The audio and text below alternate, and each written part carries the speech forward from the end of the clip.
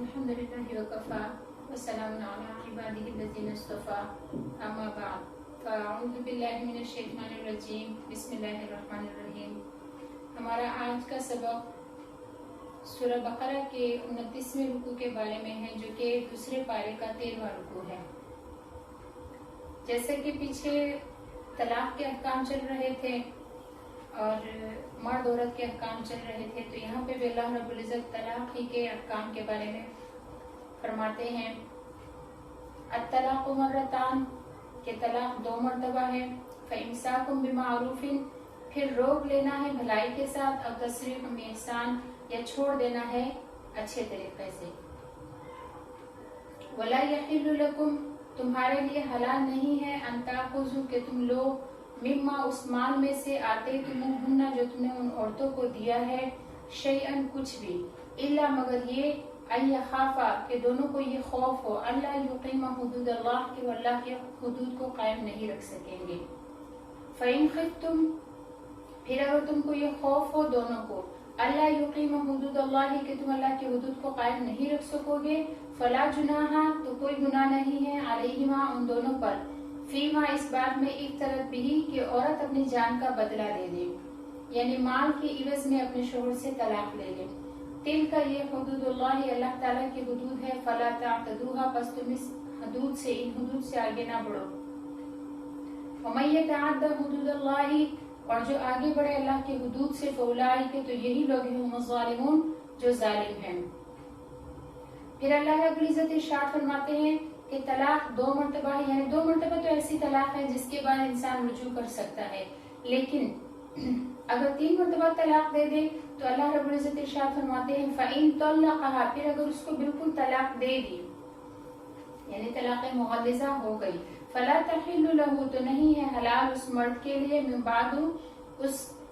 بعد اس کے بعد، یعنی وہ عورت اس پہلے شوہر کے لیے حلال نہیں اس کے بعد، حتی، یہاں تک کہ تنکح زوجا غیرہ، جب تک کہ وہ عورت کسی دوسرے مرد سے نکاح نہ کر لے۔ پھر اگر وہ مرد جو ہے فَإِن طَلَّقَهَا، پھر اگر وہ بھی اس کو طلاق دے دے، یا وہ مرد جو دوسرا مرد ہے، دوسرے شوہر اس عورت کا، یا وہ فوت ہو جائے، یا وہ خود اپنی مرضی سے طلاق دے دے،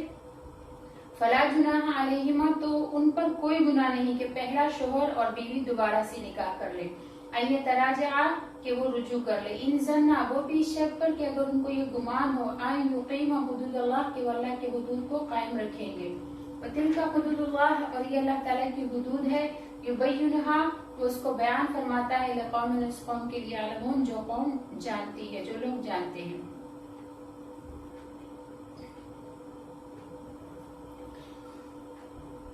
ان دونوں آیتوں میں طلاق کے متعدد مسائل اور متعدد تنبیہات مذکور ہیں جو مرد اور عورت کے متعلق ہیں۔ طلاق کی 3 قسمیں ہیں، طلاق رجعی، طلاق بائن، طلاق مغلظہ، اور خلع کے مسائل بھی یہاں اجمالی طور پر بیان فرمائے ہیں۔ اگر کوئی شخص طلاق دینے کی ضرورت محسوس کرے تو احسن طریقہ یہ ہے کہ کسی ایسے طہر میں، یعنی پاکی کے زمانے میں، ایک طلاق دے دے جس میں اس نے جماع نہ کیا ہو، پھر عورت کو اپنی حالت پر چھوڑ دے، تو قانون شرعی کے مطابق یہ طلاق رجعی ہوگی، بشرطے کہ عورت سے نکاح کے بعد جماع بھی کر چکا ہو۔ اگر صرف نکاح کیا ہوا تھا تو یہ طلاق بائن ہوگی۔ پھر جب پاکی کے زمانہ میں طلاق رجعی دے دی اور عورت کو اپنے حال پر چھوڑ دیا حتیٰ کہ عدت اس کی گزر گئی، تو یہی طلاق رجعی جو ہے یہ طلاق بائن واقع ہو جائے گی۔ عدت سے پہلے رجوع کرنے کا حق تھا، جب عدت کے بعد عدت کے درمیان رجوع نہیں کی، تو جب طلاق بائن بن گئی تو اب رجوع کا حق بھی ختم ہو گیا۔ اگر عدت کے اندر ایک طلاق اور دے دی تو یہ بھی طلاق رجعی ہوگی، اور اس کے بعد بھی عدت ختم ہونے تک رجوع کا اختیار رہے گا۔ عدت ختم ہو جانے پر دونوں طلاقیں بائن ہو جائیں گی اور رجوع کا حق ختم ہو جائے گا۔ طلاق بائن کے بعد آپس کی رضامندی سے دوبارہ نکاح ہو سکتا ہے۔ شوہر نے طلاق رجعی میں تو یہ ہوتا ہے کہ بس رجوع کر لے، آ کے اپنی بیوی سے کہے کہ میں آپ کو لے کے جانا چاہتا ہوں، یا الفاظ سے یا عمل سے رجوع کر سکتا ہے، لیکن طلاق بائن کے بعد دوسرا نکاح جو ہے وہ لازمی ہے۔ طلاق بائن کے بعد آپس کی رضامندی سے دوبارہ نکاح ہو سکتا ہے۔ شوہر نے عدت کے اندر تیسری طلاق بھی دے دی تو اب یہ طلاق مغلظہ ہو گئی، جس کا حکم یہ ہے کہ اب آپس کی رضامندی سے بھی دونوں کا آپس میں نکاح نہیں ہو سکتا۔ اب دوبارہ آپس میں نکاح ہونے کی یہی ایک صورت ہے کہ کسی دوسرے مرد سے اس عورت کا نکاح ہو، پھر وہ مرد اس عورت سے جماع کرے،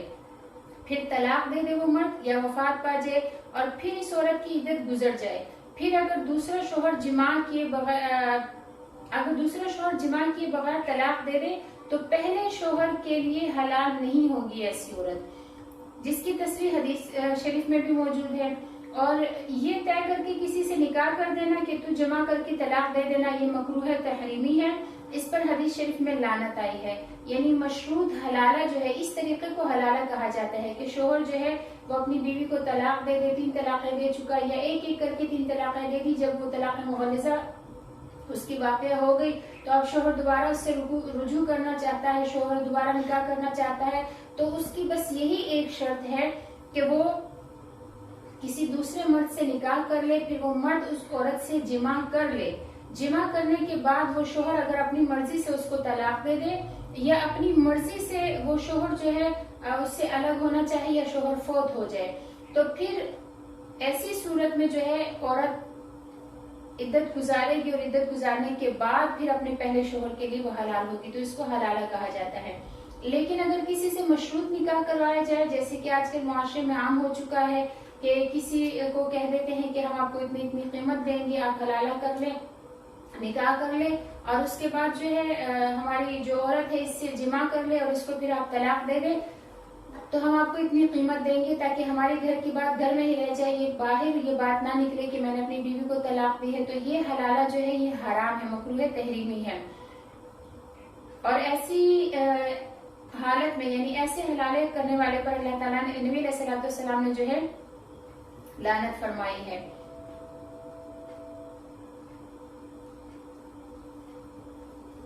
اللہ جل شانہ نے بندوں کی مصلحتوں کی کس قدر رعایت رکھی ہے۔ اول تو حلال چیزوں میں طلاق کو مبغوض ترین چیز قرار دیا۔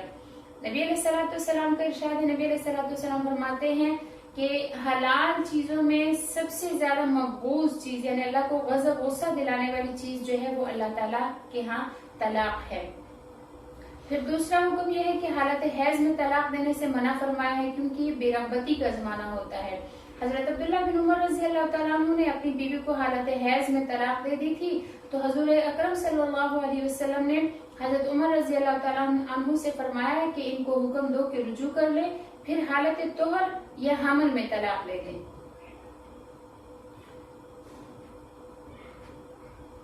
صحیح بخاری میں ہے کہ نبی کریم صلی اللہ علیہ وسلم نے ان کو حکم دیا کہ زمانہ حیض میں جو طلاق دی ہے اس سے رجوع کر لے،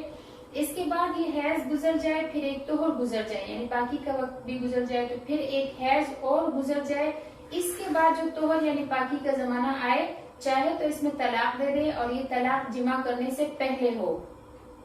اگر طلاق دے تو اچھی طرح غور کر لے، اگر طلاق کی ضرورت محسوس کرے تو پاکی کے زمانہ میں طلاق دے دے اور ایک طلاق دے کر چھوڑ دے، یعنی اکٹھی 3 طلاقیں ایک مرتبہ نہیں دینی چاہیے۔ سنت طریقہ یہی ہے کہ ایک طہر میں ایک الگ الگ طلاق دی جائے۔ اگر نکاح کے بعد جمع کیا تو یہ طلاق رجعی ہوگی، اور اگر جمع نہیں کیا تھا نکاح کے بعد تو یہ طلاق بائنہ ہوگی۔ پھر عدت گزر جانے سے پہلے ایک طلاق اور دے دی تو وہ بھی رجعی ہوگی۔ اگر عدت کے اندر رجوع نہ کیا تو دونوں طلاقیں بائن ہو جائیں گی، لیکن باہمی رضامندی سے دوبارہ نکاح ہو سکے گا۔ اسی چیز کو یہاں اللہ رب العزت ارشاد فرماتے ہیں کہ طلاق مرتان، کہ ایسی طلاق جس کے بعد رجوع ہو سکتا ہے یا جس کے بعد نکاح دوبارہ ہو سکتا ہے وہ طلاق رجعی یا طلاق بائنہ ہے۔ لیکن جب 2 طلاق بائنہ واقع ہو جائے اور اس کے بعد تیسری طلاق دے دی تو تیسری طلاق کے بعد پھر کوئی صورت نہیں ہے سوائے حلالہ کے کہ میاں بیوی دوبارہ اکٹھے ہو سکے۔ جہاں اللہ رب العزت نے مرد کو طلاق کا اختیار دیا ہے، وہیں پہ اللہ رب العزت نے عورت کو بھی مرد کے نکاح سے نکلنے کے حق سے محروم نہیں کیا۔ اگر کوئی صورت نباہ کی نہ رہے، مرد اور عورت کا نباہ نہ ہو رہا ہو تو وہ مرد سے خلا کر سکتی ہے۔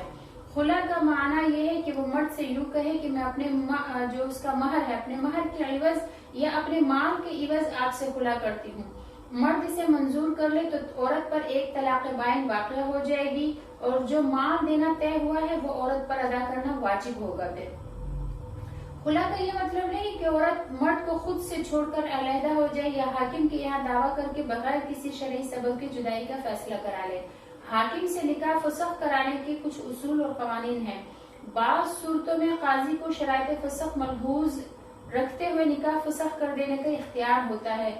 جس کی تفصیلات جو ہے وہ فقہ کی کتابوں میں مذکور ہے، اور جن صورتوں میں حاکم کو نکاح فسخ کرنے کا اختیار ہے ان میں بھی یہ ضروری ہے کہ حاکم مسلمان ہو۔ غیر مسلم حاکموں کے فسخ کرنے سے مسلمان عورت کا نکاح فسخ نہیں ہوگا، خواہ کیسی ہی مجبوری ہو۔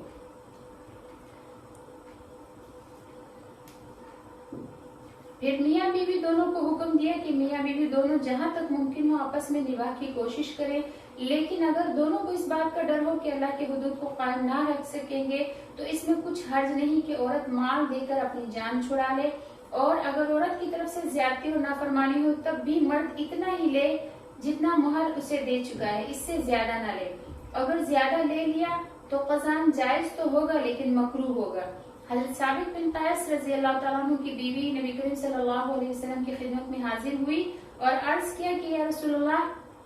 مجھے ثابت بن قیس کی عادت اور خصلت اور دینداری کے بارے میں کوئی ناراضگی نہیں ہے، لیکن میں مسلمان ہوتے ہوئے ناشکری کو پسند نہیں کرتی، یعنی ناشکری ہے یہ کہ میرا دل ان سے نہیں ملتا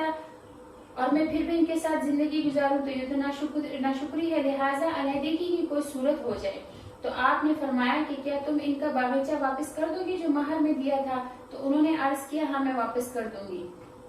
آپ نے حضرت ثابت بن قیس سے فرمایا کہ اپنا باغیچہ قبول کر لو اور اس کو طلاق دے دو۔ تو اس حدیث سے خلا کا جواز معلوم ہوا، اور یہاں پر آیت شریفوں میں بھی فَإِنْ خِفْتُمْ أَلَّا يُقِيمَا حُدُودَ اللَّهِ فَلَا جُنَاحَ عَلَيْهِمَا فِي مَا افْتَدَتْ بِهِ کے سیاق سے معلوم ہوا کہ نباہ کی صورت نہ رہے اور حدود اللہ قائم نہ کر سکے تو خلا کر لینے میں کوئی گناہ نہیں ہے۔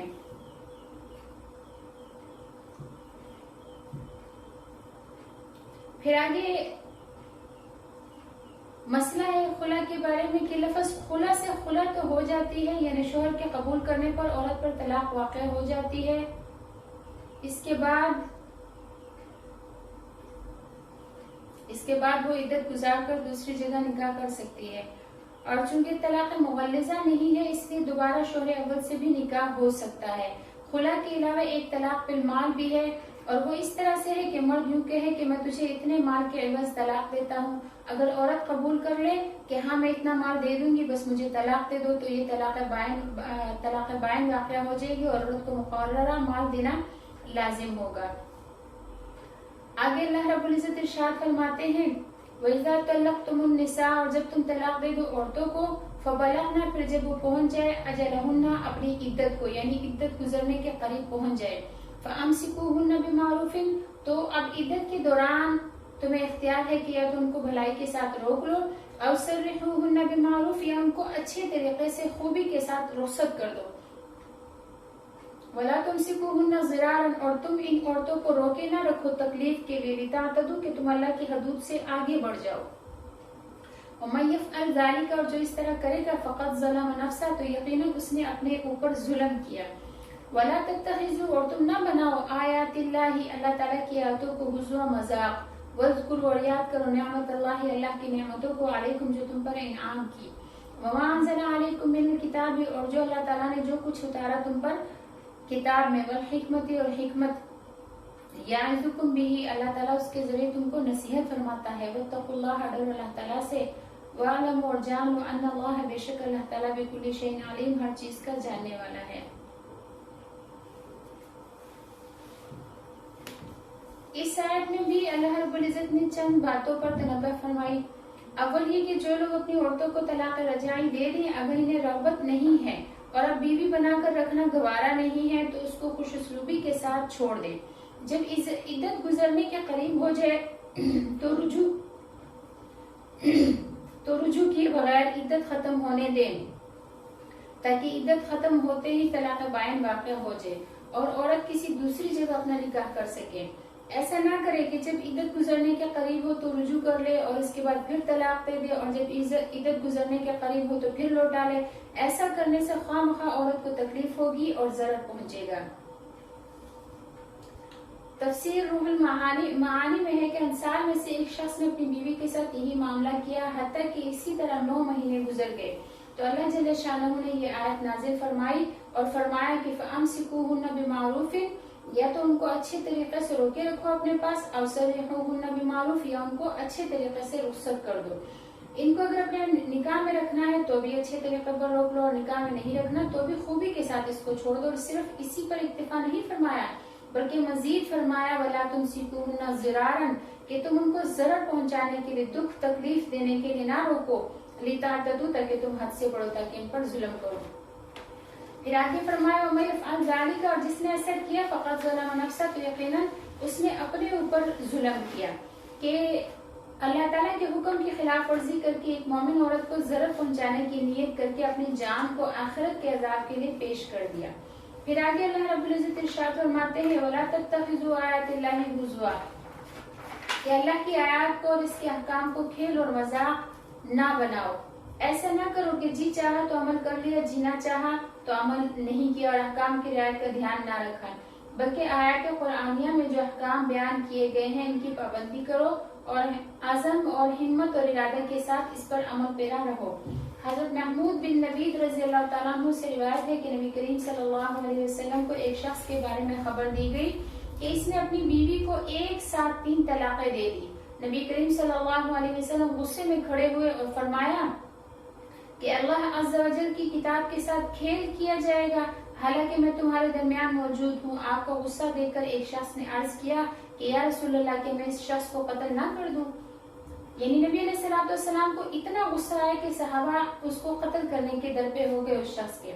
تو اسی لیے فرمائے کہ اکٹھی 3 طلاقیں دینا شرعاً مذموم ہے۔ ایک سے زیادہ طلاق تو دے تو الگ الگ کر کے دے، اور ہر طہر میں پاکی کے زمانے میں ایک طلاق دے، کیونکہ اس شخص نے اکٹھی 3 طلاقیں دے دی، اس لیے نبی کریم صلی اللہ علیہ وسلم کو سخت ناگوار ہوئی۔ موطا امام مالک میں ہے کہ ایک شخص نے حضرت عبداللہ بن عباس رضی اللہ تعالیٰ عنہما سے کہا کہ میں نے اپنی بیوی کو 100 طلاقیں دے دی، اس بارے میں آپ کیا فرماتے ہیں؟ تو حضرت ابن عباس رضی اللہ تعالیٰ عنہ نے فرمایا کہ تیری بیوی پر 3 طلاقیں واقع ہو گئی اور 97 طلاقوں کے ذریعے تو نے اللہ کی آیات کا مذاق بنایا۔ پھر آگے اللہ رب العزت ارشاد فرماتے ہیں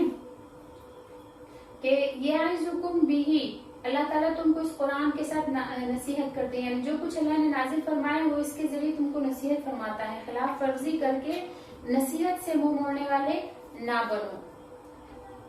پھر یہاں پر ایک مسئلہ یہ بھی ہے کہ بعض دفعہ اس طرح ہوتا ہے کہ کوئی شخص اپنی بیوی کو طلاق دے دے تو وہ کہتا ہے کہ میں نے غصے میں آ کر طلاق دی، میرا طلاق دینے کا کوئی ارادہ نہیں تھا۔ تو طلاق جو ہے وہ محبت میں کبھی نہیں دی جاتی، طلاق جب بھی دی جاتی ہے غصے سے ہی دی جاتی ہے۔ اور اگر کسی نے ایک مسئلہ یہ بھی ہے کہ اگر کوئی شخص مذاق میں طلاق دے دے تو اس سے بھی طلاق واقعہ ہو جاتی ہے، جیسے کہ وہ اس حدیث کی تصریح میں بھی جو ہے اس حدیث شریف کے موجود ہے کہ حضرت ابو ہریرہ رضی اللہ تعالیٰ عنہ سے روایت فرماتے ہیں کہ اگر کسی شخص نے مذاق میں بھی اپنی بیوی کو جو ہے طلاق دے دی تو وہ طلاق واقع ہو جائے گی۔ تو اب طلاق یہ نہیں ہے کہ غصے میں دی جائے یا مذاق میں دی جائے تو وہ نہیں ہوگی، بلکہ طلاق کے لیے باقاعدہ کوئی صورت بنائی جائے گی تو تبھی طلاق ہوگی۔ کسی شخص نے غصے میں طلاق دے دی تو بھی طلاق واقع ہو جائے گی، مذاق میں طلاق دے دی تو بھی طلاق واقع ہو جائے گی۔ لہٰذا ان باتوں میں احتیاط کرنی چاہیے، غصے کے وقت بھی اپنے ذہن کو کنٹرول میں رکھنا چاہیے اور اپنے غصے پر قابو رکھنا چاہیے، اور مذاق کے وقت بھی اتنا حد سے نہیں بڑھنا چاہیے کہ ہم اللہ تعالیٰ کی حکموں کی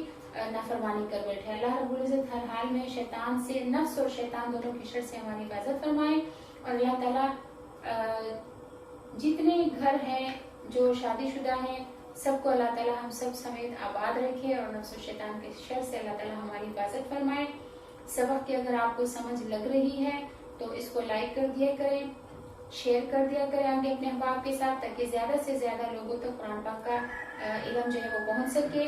اور چینل کو سبسکرائب کر دیا کریں تاکہ ہماری حوصلہ افزائی ہو جائے کریں۔ وآخر دعوانا ان الحمدللہ رب العالمین۔ السلام علیکم ورحمۃ اللہ وبرکاتہ۔